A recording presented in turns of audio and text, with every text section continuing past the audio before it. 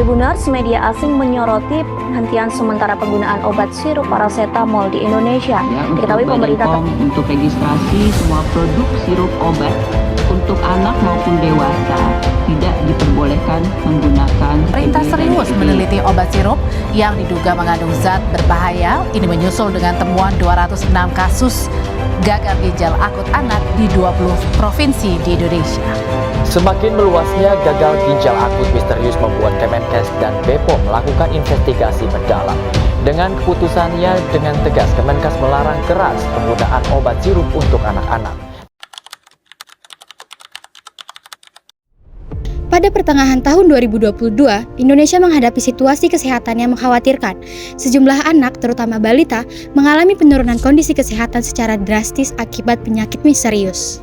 Kondisi ini kemudian diidentifikasi sebagai gangguan ginjal akut progresif atipikal, sebuah peristiwa yang menyisakan keprihatinan mendalam bagi banyak keluarga. Lalu, apa yang sesungguhnya terjadi?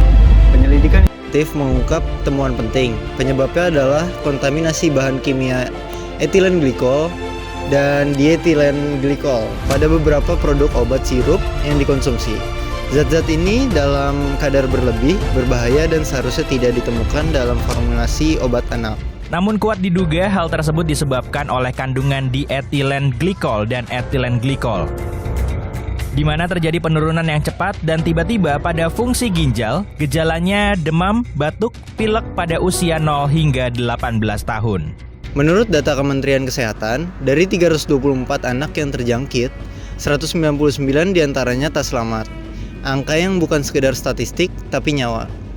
tragedi ini membongkar fakta yang mengkhawatirkan. Lemahnya pengawasan distribusi obat, keterlambatan respon dari otoritas, serta kurangnya transparansi kepada masyarakat.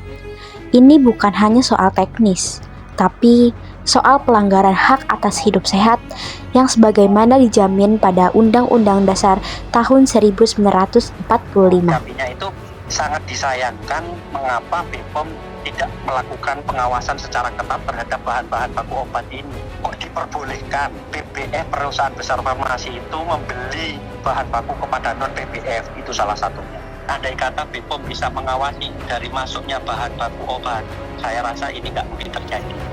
Peristiwa ini menyoroti berbagai aspek, termasuk pentingnya pengawasan mutu dan juga peredaran obat, kecepatan respon dalam situasi krisis kesehatan, serta kebutuhan akan transparansi informasi kepada publik.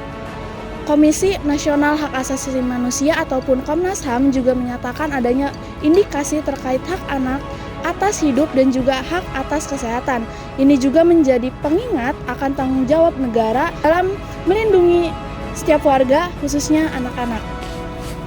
Penyelidikan mengerucut pada sejumlah pihak. Kejaksaan Agung menetapkan PT Afi Farma, salah satu produsen obat sirup, dan pemiliknya sebagai tersangka. Produk mereka terbukti mengandung cemaran EG dan DEG melebihi ambang batas. CV Samudra Chemical selaku pemasok bahan baku pelarut juga terseret, diduga menyuplai bahan dengan spesifikasi tak sesuai standar farmasi.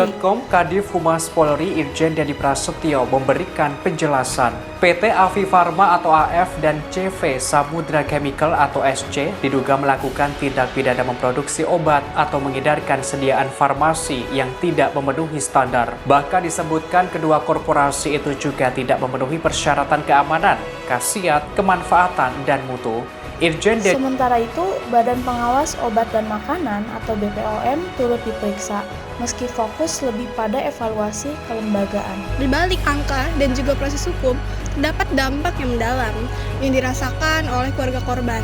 Mereka menghadapi kehilangan besar dan juga menaruh harapan besar pada penegakan keadilan. Beban banget, ini kan bukan bawaan lahir yang harus saya, maksudnya ini kan kelalaian dari pemerintah, bukan harusnya kita yang tanggung. Iya, terabaikan banget. Malah ini udah beranjak 1 tahun tuh katanya uang ini mau turun, uang itu mau turun. Mana nyatanya nggak ada. Harapan mereka tidak hanya terkait proses hukum bagi pihak yang lalai, tetapi juga memastikan adanya perbaikan sistematik agar kejadian serupa tidak terulang di masa depan, melindungi hak anak atas kesehatan yang layak.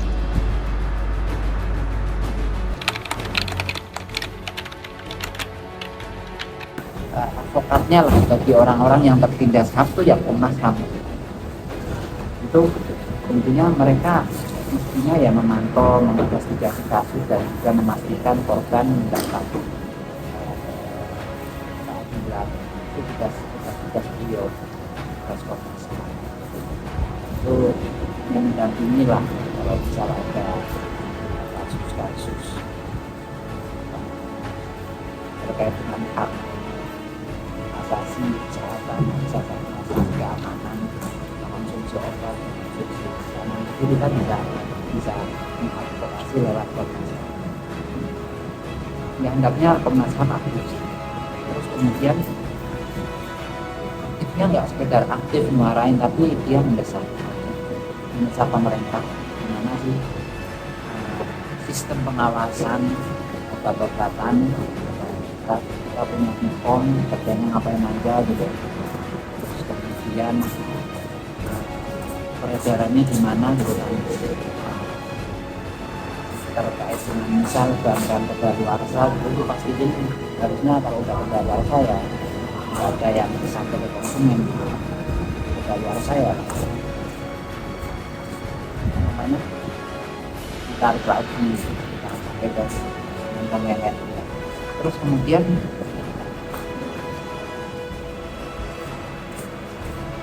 Komnas HAM ini kan kaitannya meskipun dia nanganin HAM, tapi kan HAM-HAM yang kaitannya dengan hak-hak kesehatan. Dia bisa kerjasama sama Kementerian Kesehatan atau mungkin lembaga-lembaga, BPOM terutama. BPOM advokasinya ke BPOM supaya pengawasannya itu lebih terarah, lebih tersistem lagi sehingga meminimalisir kejadian yang serupa. Dalam perspektif Komnas HAM harus diupayakan semaksimal mungkin jangan sampai bertambah lagi korban yang meninggal dunia. Ini yang penting ya. Oleh karena itulah maka apa yang menjadi penyebab pasti meninggalnya anak-anak tersebut ini harus ditemukan ya, sehingga kita bisa mengatasinya ya. Nah, kemudian juga yang tidak kalah penting kami mendorong, karena ini peristiwa yang bisa disebut sebagai kejadian luar biasa, harus ada yang bertanggung jawab atas peristiwa ini. Jadi kami mendukung dan mendorong pihak-pihak yang memenuhi unsur pertanggungjawaban pidana agar dituntut pertanggungjawabannya. Ya.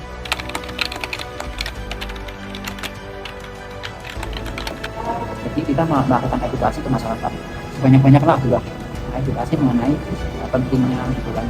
Pentingnya kita mengetahui spesifikasi obat, ya. Terus kemudian label obat, label makanan juga, terutama label kedaluarsa itu penting tuh. Karena setiap makanan pasti ada masa kedaluarsa, nggak cuma obat-obatan. Itu juga.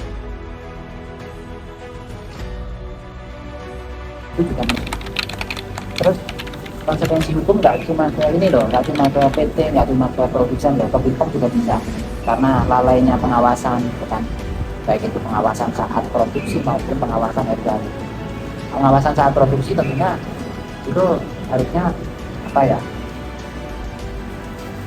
Kontinu gitu ya. Pastiin produk yang didaftarkan dari awal itu komposisinya sama terus gitu.